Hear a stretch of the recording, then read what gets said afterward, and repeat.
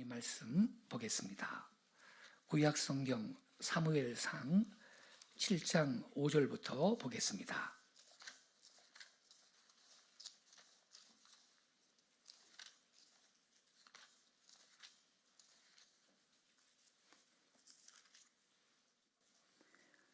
(7장 5절부터) 14절까지 제가 낭독하겠습니다. 사무엘이 이르되 온 이스라엘은 미스바로 모이라. 내가 너희를 위하여 여호와께 기도하리라 하매 그들이 미스바에 모여 물을 길어 여호와 앞에 붓고 그날 종일 금식하고 거기에서 이르되 우리가 여호와께 범죄하였나이다 하니라. 사무엘이 미스바에서 이스라엘 자손을 다스리니라. 이스라엘 자손이 미스바에 모였다 함을 블레셋 사람들이 듣고 그들의 방백들이 이스라엘을 치러 올라온지라. 이스라엘 자손들이 듣고 블레셋 사람들을 두려워하여 이스라엘 자손이 사무엘에게 이르되 당신은 우리를 위하여 우리 하나님 여호와께 쉬지 말고 부르짖어 우리를 블레셋 사람들의 손에서 구원하시게 하소서 하니 사무엘이 젖먹는 어린 양 하나를 가져다가 온전한 번제를 여호와께 드리고 이스라엘을 위하여 여호와께 부르짖음에 여호와께서 응답하셨더라. 사무엘이 번제를 드릴 때 블레셋 사람이 이스라엘과 싸우려고 가까이 오매 그날에 여호와께서 블레셋 사람에게 큰 우레를 발하여 그들을 어지럽게 하시니 그들이 이스라엘 앞에 패한지라. 이스라엘 사람들이 미스바에서 나가서 블레셋 사람들을 추격하여 뱃갈 아래 이르기까지 쳤더라. 우리 12절부터 14절까지 같이 읽겠습니다. 사무엘이 돌을 취하여 미스바와 센 사이에 세워 이르되 여호와께서 여기까지 우리를 도우셨다 하고 그 이름을 에벤에셀이라 하니라. 이에 블레셋 사람들이 굴복하여 다시는 이스라엘 지역 안에 들어오지 못하였으며 여호와의 손이 사무엘이 사는 날 동안 블레셋 사람을 막으심에 블레셋 사람들이 이스라엘에게서 빼앗았던 성읍이 에그론부터 가드까지 이스라엘에게 회복되니 이스라엘이 그 사방 지역을 블레셋 사람들의 손에서 도로 찾았고 또 이스라엘과 아모리 사람 사이에 평화가 있었더라. 아멘. 오늘 추수감사절을 맞이해서 영과 진리로 감사의 예배를 드리는 우리 귀한 모든 성도님들 심령과 가정과 일처에 우리 하나님께서 이 예배를 연락하시고 더 넘치는 감사의 은혜들로 채우시기를 예수님의 이름으로 축복합니다. 우리가 함께 읽은 이 본문에는 미스바 총회와 사무엘이 블레셋 군대를 격퇴한 이 두 가지 사건이 기록이 되어 있습니다. 이 사건은요, 사무엘의 일생 가운데 절정을 이룬 사건이라고 할 수가 있겠습니다. 그는 이스라엘의 마지막 사사로서 이스라엘을 통치하면서 미스바의 이 백성들을 모아 총회를 열고 하나님 앞에 국가적인 경배를 드렸고, 근데 그들이 모여 있는 이 미스바로 블레셋 군대가 습격하러 왔을 때 그는 일편 하나님을 향해서 간곡하게 부르짖고 또 일편 백성들을 총동원을 해서 블레셋 군대를 격퇴했습니다.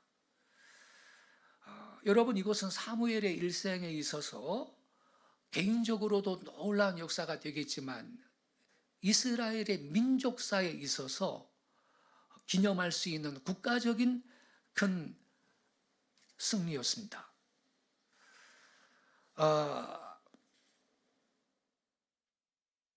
고린도전서 15장 9절에 보면요, 바울 사도가 이렇게 고백을 했습니다. 내가 나의 나 된 것은 하나님의 은혜로 된 것이니 그래요. 계속 이렇게 말합니다. 내게 주신 그의 은혜가 헛되지 아니하여 내가 모든 사도보다 더 많이 수고하였으나 내가 한 것이 아니요 오직 나와 함께 하신 하나님의 은혜로라. 바울이 고백했습니다. 내가 모든 사도보다 더 많이 수고했다고. 사실입니다. 성교도 더 많이 했고 신약 성경 거의 반 이상이 바울의 기록입니다. 누구보다 바울은 고난을 많이 받았습니다. 예수님을 위해서. 내가 모든 사도보다 더 많이 수고했다. 근데 바울이 뭐라고 고백하고 있습니까? 그건 내가 한 것이 아니고 오직 나와 함께 하신 하나님의 은혜로라. 첫 마디부터 내가 나의 나 된 것은 하나님의 은혜로 된 거다. 이렇게 고백하고 마지막 고백도 하나님의 은혜다. 이렇게 말하고 있습니다. 여러분, 이 본문 가운데 에벤에셀도 그런 겁니다. 에벤에셀은 도움의 돌이라는 뜻입니다. 블레셋과의 전쟁에서 승리를 했습니다. 하나님께서 우레를 보내가지고 블레셋 군대들을 혼비백산하게 만들었고 전쟁의 대승을 거두게 하나님 역사하셨죠. 그래서 사무엘이 승리한 후에 돌 하나를 세워놓고 부른 이름이 에벤에셀입니다. 하나님이 여기까지 우리를 도우셨다라는 뜻입니다. 그들의 승리는 전적으로 하나님의 은혜였습니다. 사무엘은 자기의 과거를 회고해 보면서 하나님께서 바로 그 시간까지 나를 인도하셨다. 여기까지 나를 도우셨다. 전부가 하나님의 은혜였다. 이렇게 고백을 드리고 있는 것입니다. 에벤에셀이라는 이름 가운데에는 첫째로 하나님께서 지금까지 나를 인도해 주셨다라는 강한 그 신념, 믿음의 고백이 들어 있습니다. 사무엘의 일생을 우리가 추적 조사를 해보면요, 그 사실이 얼마나 절실한 역사인지 우리는 동의할 수밖에 없습니다.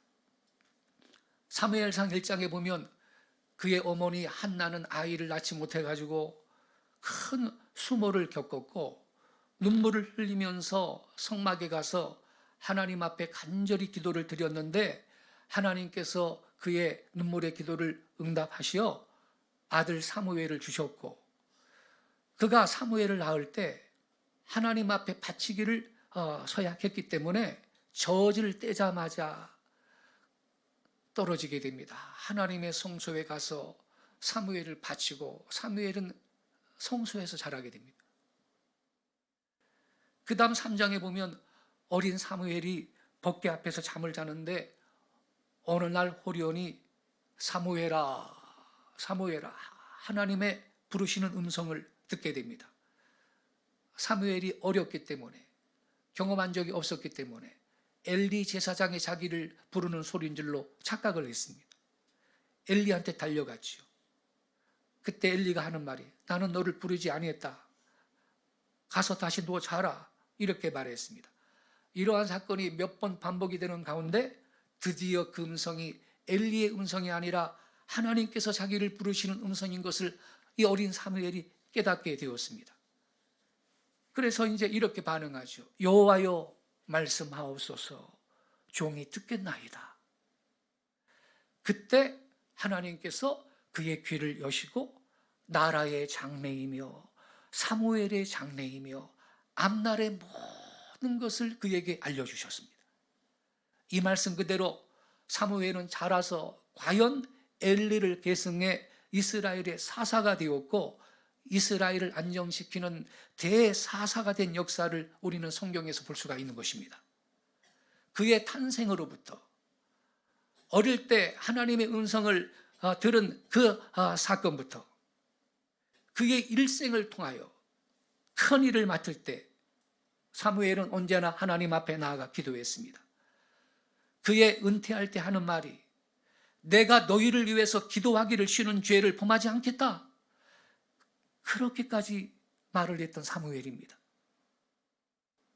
이 말씀 속에서 사무엘의 일생은 하나님의 인도 가운데 늘 기도하며 살아왔다 하는 확고한 신념이 있음을 우리는 보게 되는 것입니다. 사람들이요, 이 어떤 일을 맞이할 때요, 그 일을 어떻게 보느냐, 몇 가지 견해가 있습니다. 첫째는요, 저절로 됐다, 그런 개념이 있습니다. 산천도 저절로, 초목도 저절로, 그 가운데 저절로 사람도 나오고 저절로 죽는다 하는 이 저절로 사상이 있습니다. 특히 우리 한국에 많습니다. 그저 저절로 다 된 거다, 이러한 그 개념이 있습니다. 둘째는 운명론이 있습니다. 뭔가 정확히 나는 알 수 없지만 아무튼 정해진 길이 있어가지고 아무도 그 길을 피하지 못하고 그 길을 따라서 일생을 살고 있다는 이 숙명론, 운명론이 있습니다. 옛날에 네로의 스승이었던 세네카가 이런 말을 했습니다. 운명은 자기한테 순종하는 자는 수레에 태워서 데려가고 이를 거역하는 자는 끌고 데려간다, 그런 말이 있습니다. 이게 무슨 의미겠어요? 우리가요, 운명을 알든지 모르든지 운명대로 된다, 이러한 사상을 지금 표현하고 있는 거거든요. 셋째의 개념은요, 사람 때문에 되었다라는 개념이 있습니다. 누군가 어떤 사람이 잘하면 그 일이 잘 풀리고 누가 못하면 일이 어긋나기 쉽고 그렇잖아요. 그러니까 뭐 잘하든 못하든 사람한테 다 달려있는 거다, 이러한 개념이에요. 그래서 잘하면 우쭐대고 교만해지고 못하게 되면 좌절하고 또 남한테 공격받고 못한 그 사람 막 공격하고 이러죠. 네 번째가 중요합니다. 사무엘이 말한 것처럼 그건 저절로 된 것도 아니고 운명 때문에 된 것도 아니고 사람 때문에 된 것도 아니고 하나님께서 인도하셔서 되었다라는 신앙적인 견해인 것입니다. 그렇습니다. 하나님께서 저와 여러분의 삶을 인도하시는 것입니다.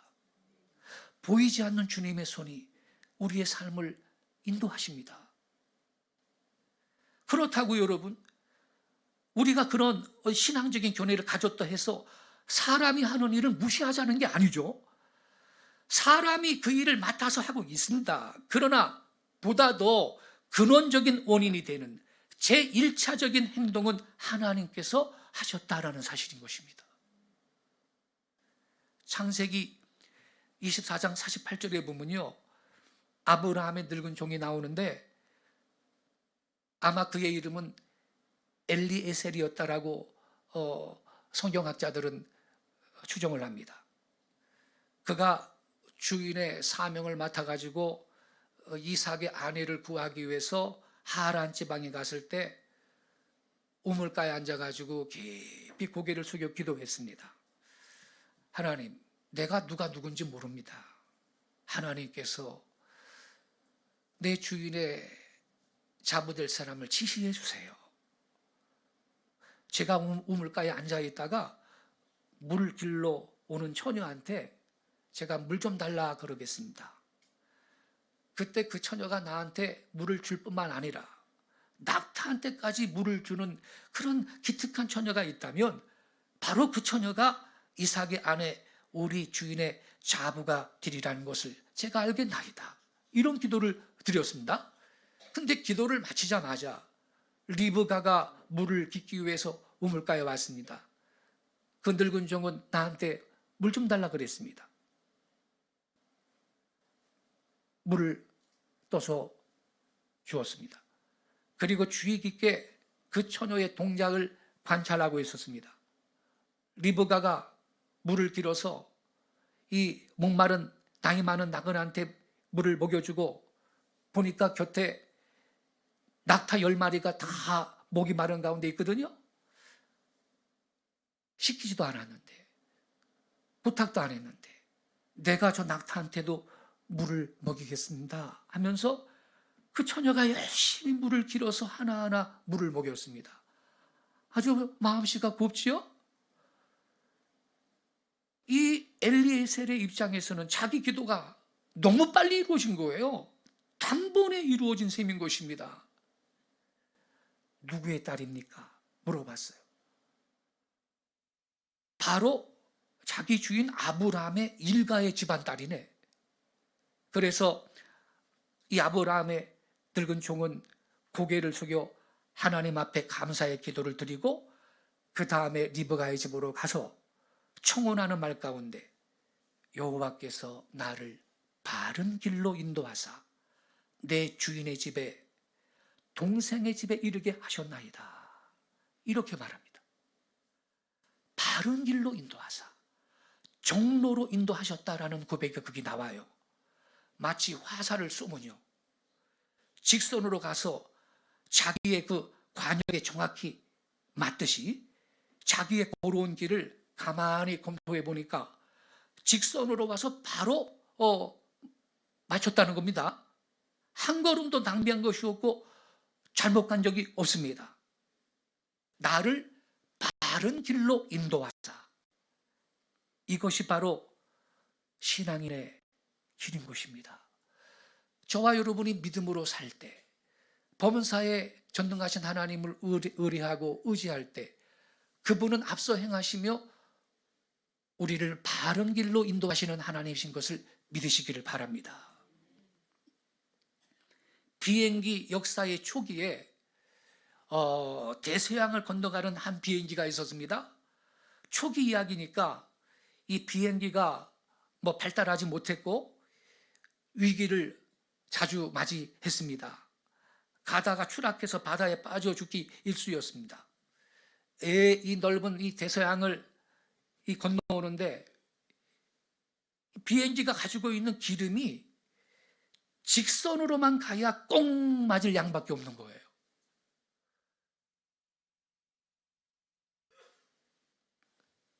직선으로 안 가고요, 우회를 하거나 좀 돌거나 그러면요, 기름 떨어져서 추락할 상황이에요. 이 파일럿이 걱정이 되었습니다. 그는 조종간에 앉아가지고 하나님 앞에 기도를 드리고 있었습니다. 그런데 이상하게도요, 그 기도를 마치자 누군가 자기의 곁에 와서 눈에는 보이지 않지만 자기의 손을 붙들고 비행기를 몰고 있는 감을 느꼈습니다. 그런 감을 느끼자마자 그의 마음에 평안이 찾아왔습니다. 아무 걱정이 없어졌습니다. 그리하여 찬양을 하면서 비행을 했는데 무사히 뉴욕에 도착을 했습니다. 그야말로 정확히 직선으로 바른 길로 왔더라는 것입니다. 하나님께서 조종간에서 그의 핸들을 붙들고 있었던 것입니다. 그래서 여러분, 아무리 명의라도 수술실에서 사람들을 수술할 때, 집도를 할 때 어떻게 해야 될까요?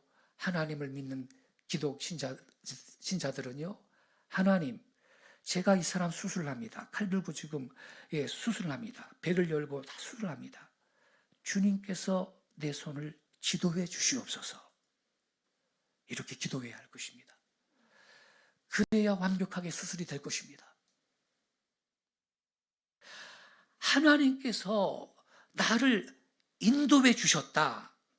바로 이것이 우리 그리스도인들의 아름다운 믿음의 고백인 것입니다. 어떤 때는 사람을 통해서 하나님이 우리를 인도해 주십니다.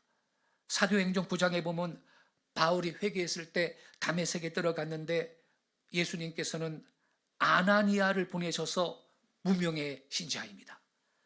아나니아를 보내셔서 바울의 머리 위에 손 얹고 안수하게 하시고 기도하면서 죄사함 받고 성령 받으라고 기도하게 하셨습니다. 순간 그는 사죄의 기쁨을 받았고 성령의 기름 부심을 받았고 어두워진 눈이 밝아졌습니다. 아나니아를 통하여 바울을 하나님의 말씀으로 인도해 주신 사실을 볼 수가 있는 것입니다. 야곱은 베델에서 하나님의 거룩한 꿈을 보면서 기뻐했습니다.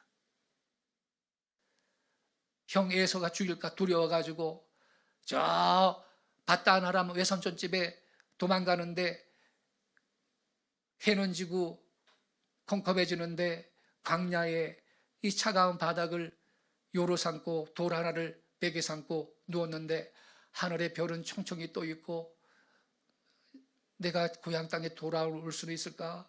외삼촌 집에는 바로 갈 수 있을까?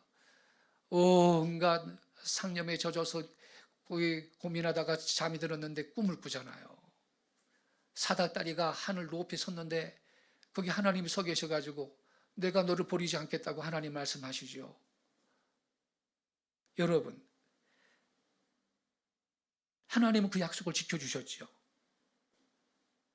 하나님은 오늘날에도 꿈을 통해서 우리의 갈 길을 인도하실 때가 많습니다. 어떤 때는 환상을 통해서도 역사하십니다. 사도행전 16장에 보면 바울 사도가 드로아에 갔을 때 아시아로 자꾸 전도하러 가는데 길이 막히는 거예요. 고민하던 차에 환상을 보게 되죠. 마케도니아 사람이 나타나가지고 와서 우리를 도우라, 와서 우리를 도우라 그럽니다. 바울은 그 환상이 바로 예수님의 뜻이라는 사실을 느끼면서 바다 건너 마케도니아로 갔고 거기에서 우리 기독교의 유럽 전도가 시작이 됐던 것입니다. 만약 그 일이 없었으면 아시아가 유럽보다 먼저 기독교 국가들이 됐을 것입니다. 이렇게 하나님은 환상을 통해서 우리를 인도하실 때가 있습니다. 제가 믿기에는요, 모든 사람한테 각자 독특한 방법으로 하나님이 인도하시는 방식이 있다. 저는 그렇게 생각합니다.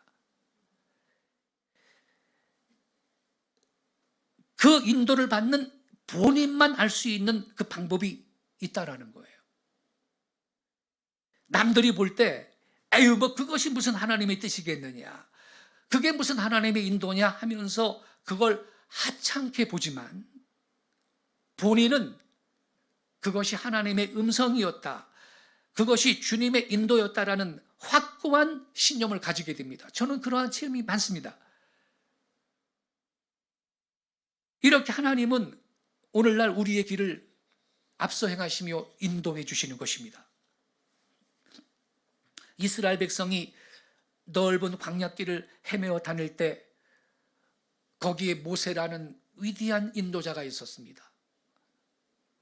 그래서 하나님이 40년 동안 모세를 광야에서 목동 생활을 미시켰던 거죠.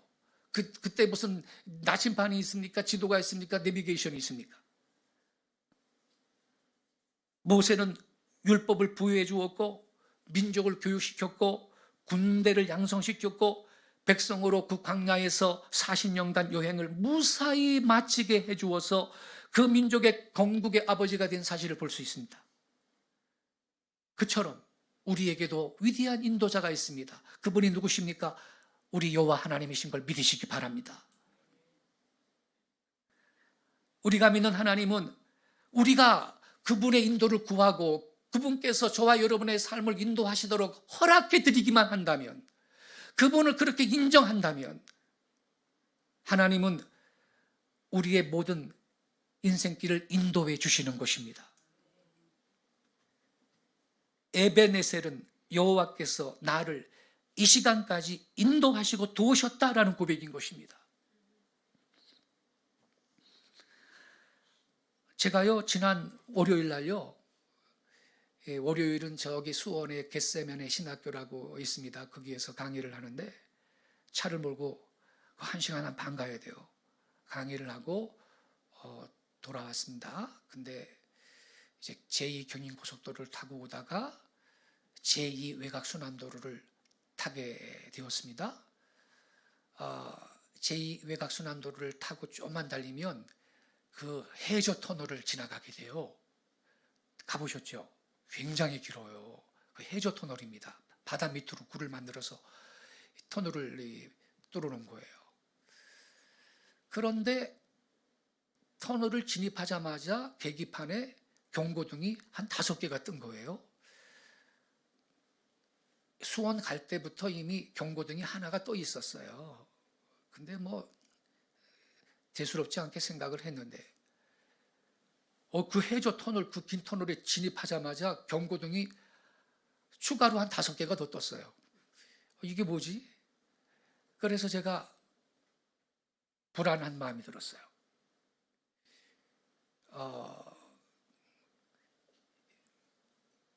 이거 좀 위험하겠다. 이런 감동이 왔어요. 그래서 1차로로 달리고 있었는데 여차하면 갓길에 되려고 이 3차로로 차로를 옮겨서 달렸어요. 근데 세상에 터널에 갓길이 있습니까? 없잖아요. 그래서 기도를 한 거예요. 주여, 이 터널은 무사히 통과하게 해주세요. 기도를 했어요. 근데 그 긴 해저 터널을 무사히 통과를 했습니다. 근데 통과하자마자 한 100m 가면 또 긴 터널이 또 한 번 나와요. 남청라 쪽이에요. 남청라. 주님, 터널 또 나왔습니다. 좀 잘 지나가게 해주세요. 기도하면서 갔어요. 근데 그 2번째 터널을 통과하고 한 30m쯤 가가지고 쿵 소리가 나더니 그 속도 바늘 있죠? 속도 바늘. 그게 갑자기 2개가 쫙 눈금 0으로 가서 딱 서버리는 거예요. 차가 서버린 거예요. 달리다가 고속도로에서. 그런데 이 가속도는 있지 않습니까? 제가 알았어요. 이거 섰네. 가속도가 있으니까 차는 가는 거예요. 좀 더. 그래가지고 재빨리 갓길로 들어가서 차를 세웠어요. 세워놓고 트렁크 뚜껑 열어서 놓고 이 삼각형 삼각대 그거 세워놓고 뒤를 쳐다보니까 30m쯤 돼요. 제가 그 터널 나온 위치가 30m쯤 되더라고요.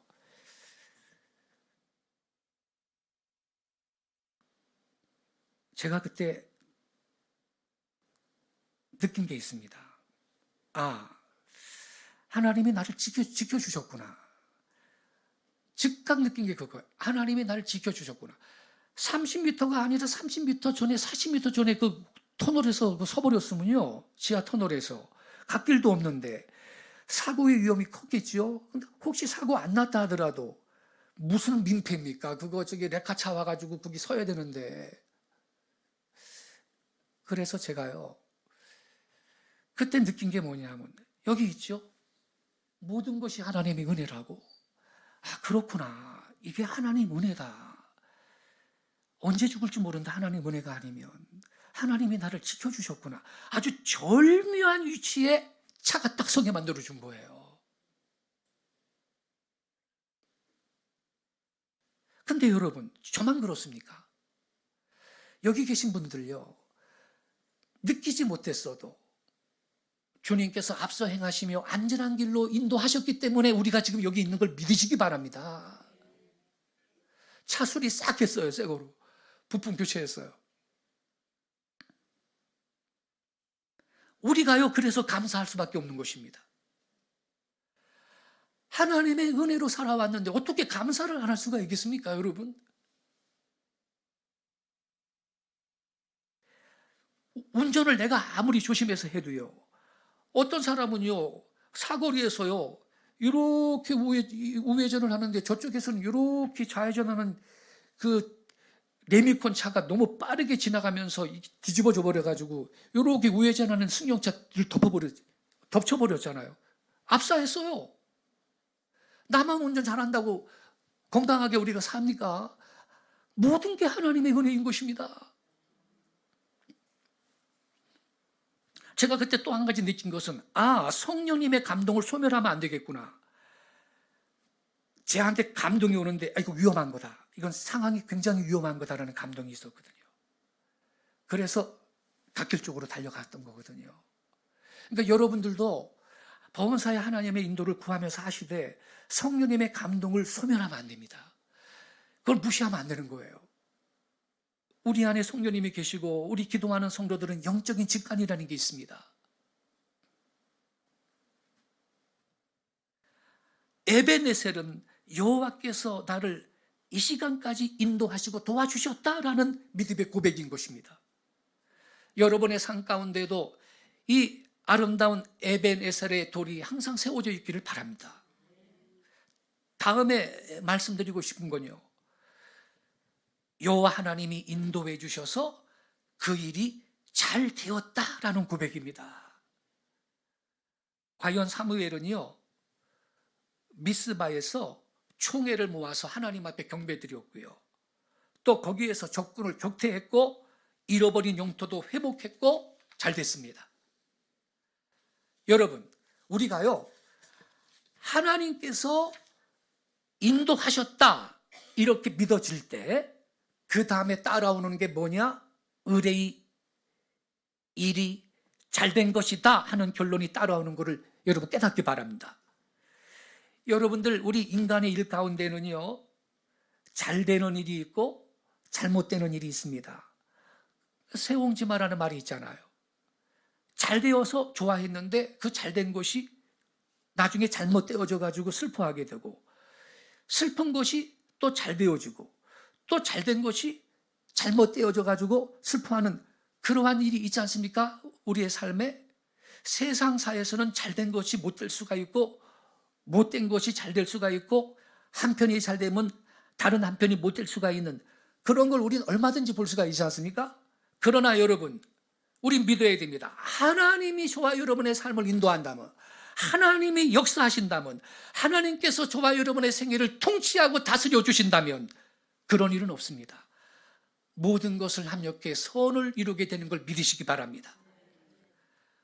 로마서 8장 28절에 이렇게 말씀했습니다. 하나님을 사랑하는 자, 곧 그 뜻대로 부르심을 입은 자들에게는 모든 것이 합력하여 선을 이루느니라. 선이 결론인 것입니다. 예컨대 여러분, 구약 성경 보면 요셉이라는 젊은이는 얼마나 고생하고 실패가 많았습니까? 17살에 애굽으로 팔려가서 모성살이하고 옥에도 갇히고 종이 되고 고난이 참 많았습니다.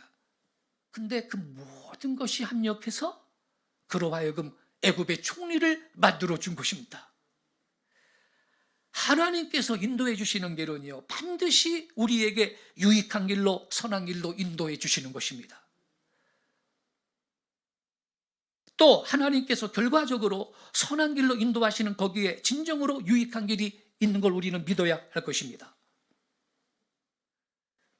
여러분, 여호와 하나님께서 우리를 인도하실 때는 그 결과는 좋은 결과를 가져오게 되는 것입니다. 심지어 나만 그런 게 아니고 갑한테도, 을한테도, 전체에도, 또 개인한테도 좋은 결과를 가져오는 것입니다. 끝으로 이 에벤에셀의 이 말 가운데는요, 여호와께서 여기까지 나를 도와주시고 인도하셨다, 이 고백은요, 바로 여호와 하나님 자신의 일이었다라는 그런 뜻도 포함이 되어 있는 것입니다. 물론 여러분, 그것은 사무엘의 일이었습니다. 그가 온 백성을 미스바로 모았습니다. 그가 백성을 거느리고 적군을 쳤습니다. 열심히 노력을 했던 사무엘의 일이었습니다. 그러나 사무엘의 신앙 고백은 내 일이 아니고 하나님께서 역사하신 것이고, 나를 위해서 역사하신 것이 아니라 근본적으로 보면 하나님께서 당신을 위해서, 당신의 영광을 위해서 역사하신 일이었다라는 고백이 여기 있는 것입니다. 어거스틴의 유명한 참여력 가운데 보면 이런 말이 있습니다. 하나님이여, 당신은 당신 자신을 위해서 나를 창조하셨나이다. 이 고백이 정말 타당한 고백입니다. 하나님은 저와 여러분을 하나님의 영광을 위해서 지으셨습니다. 그런 거로 우리는 하나님의 목적을 위해서 쓰임받는 거룩하고 복된 생애가 되시기를 바랍니다.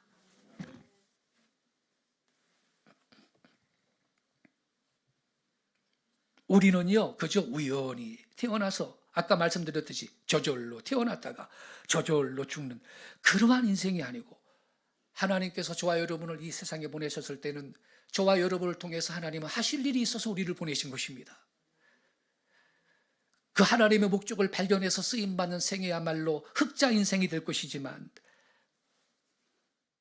그걸 깨닫지 못하고 자기 생각대로 평생을 살면 그는 이 세상에서 아무리 많은 돈을 벌고 아무리 높은 지위를 가졌다 하더라도 그 사람은 적자 인생을 산 것이고 하나님 앞에 설 수가 없을 것입니다. 하나님은 사람을 통해 역사하십니다, 여러분. 역사하시는 분이 바로 하나님 자신이십니다. 영광도 존귀도 실로 하나님이 거두시고 하나님이 당신의 일을 당신 자신을 위해서 하는 것이 바로 에벤 에셀이라는 말의 뜻인 것입니다. 그런 거로 하나님은 당신의 거룩한 목적을 위해서 저와 여러분을 부르셨고 거기에 우리를 쓰고 계시는 것입니다. 한 가지만 더 말씀드리고 마무리하겠습니다. 허드슨 테일러라는 유명한 선교사가 있습니다. 내지 선교회를 만들어서 중국 오지에서 선교했던 분입니다. 19세기에 크게 활약했던 분이죠. 이분이요, 영국에서 파송을 받아가지고 중국에 가서 선교를 했는데 그때 중국이 너무 혼란하고 어려운 시기였기 때문에 대부분의 선교사들은요, 큰 도시에서만 활동을 하고 지방에는 안 들어갔습니다.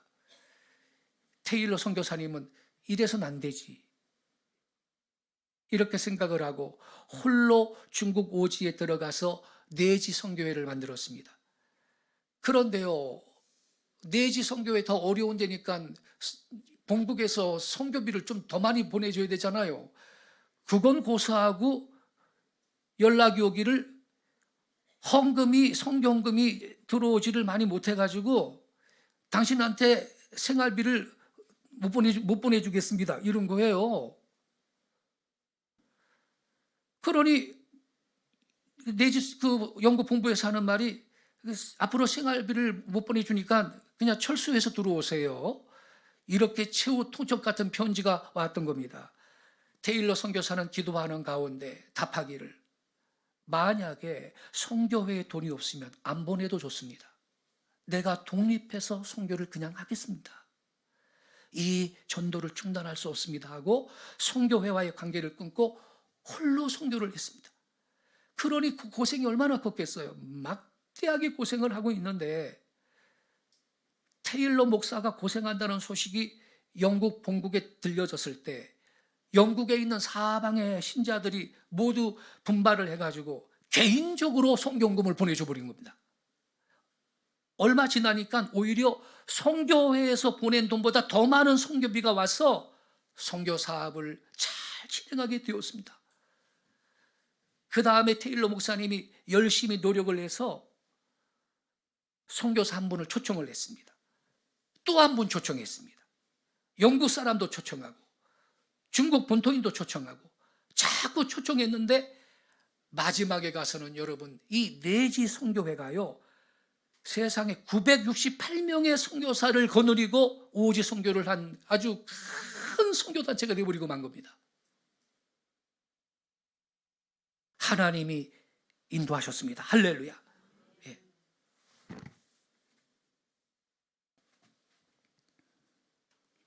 하나님이 도와주셨습니다. 그래서 여러분, 이 테일러 목사님은요, 일생을 통해서 좌우명이 딱 2개 있었습니다. 늘 벽에 붙여두고 잊지 않는 성경 구절이 있는데 한마디가 바로 오늘 말씀의 제목 에벤 에셀입니다. 여호와 하나님이 나를 이곳까지 인도하셨다. 또 한마디는 뭐냐? 창세기 22장 14절에 나와 있는 여호와 이레입니다. 아브라함이 산에 올라갔을 때 아들 대신에 하나님께서 이 수양을 준비하셔서 그곳으로 번제드렸죠. 그래서 여호와께서 준비하셨다라는 뜻으로 그 땅을 여호와 이레라고 했지 않습니까? 이 2마디가 테일러의 일생을 지배했고 그 놀라운 큰 선교 사업을 완성시키는 비결이었던 것입니다. 그가 무슨 프로그램을 잘 만들고 그가 무슨 또 인간적인 전략을 잘 짜고, 그게 아니라 오직 에베네셀 여호와 이레. 이 두 가지를 모토로 하나님을 의지하면서 나아갔을 때 주님이 하신 것입니다. 주님이 도와주셨습니다. 그는 여호와께서 나를 인도하신다. 그분은 나를 위해 준비해 주신다라는 이러한 믿음, 이러한 신념이 자기의 사역에 놀라운 기적을 가져왔다라고 그렇게 고백을 했습니다. 그분만이 그럴까요? 우리도 에베네셀의 신앙으로 여호와 이레의 믿음으로 전진할 때 우리의 삶 가운데 하나님께서 놀랍게 인도하시고 나를 도와주시는 그 은혜를 경험하게 될 줄로 믿습니다. 에베네셀의 거룩한 신앙은요, 옛날 사무엘의 신앙이었죠. 근데 테일러 목사님의 신앙이었습니다. 그리고 우리 모두의 신앙이 될 수 있기를 바랍니다. 하나님께서 우리 배후에 계셔서 인도하시는 것입니다. 하나님께서 인도하심으로 말미암아 반드시 선한 결과를 가져올 것입니다. 그리고 하나님은 당신의 거룩한 목적을 위해서, 당신 자신을 위해서 우리를 사용하시고 우리를 또 이끌어 가시는 것입니다. 그래서 우리는 다 주님의 동력자들로서 하나님의 사업에 쓰임받는 데 지나지 않는 것입니다. 우리는 이 사실에 감사할 수 있어야 될 것입니다. 에베네셀. 그 에베네셀의 하나님은 지금도 살아계시고 저와 여러분이 오늘도 그분의 도움을 요청하고 그분의 인도를 구할 때 그분께서 나의 삶을 다스리시도록 허락해 드리고 겸비하게 그 주님의 인도를 구하며 우리가 기도하며 살아갈 때 우리의 삶을 가장 선한 길로 인도하실 줄로 믿습니다. 그래서 우리는 감사하는 것입니다. 감사할 수밖에 없는 거지요. 어떻게 감사하지 않을 수가 있을까요? 생각해 보시기 바랍니다. 이 영어로 추수감사절을 땡스기빙데이라 그러는데 그 땡큐가 말이죠. 그 싱크하고 어원이 같다 그러죠. 생각을 해보세요. 생각을 하면 감사할 조건들이 불평한 조건들보다 훨씬 많습니다, 여러분. 그래서 오늘 우리는 이 추수감사절날 에베네셀의 이 하나님, 여기까지 나를 도우시고 인도해 주신 하나님, 그리고 앞으로도 내 삶을 인도하실 그 하나님을 생각하며 주님께서 연락하시는 감사의 제사로 하나님을 영화롭게 할 수 있는 우리 귀한 성도님들 되시기를 주 예수님 이름으로 축원합니다. 기도하겠습니다.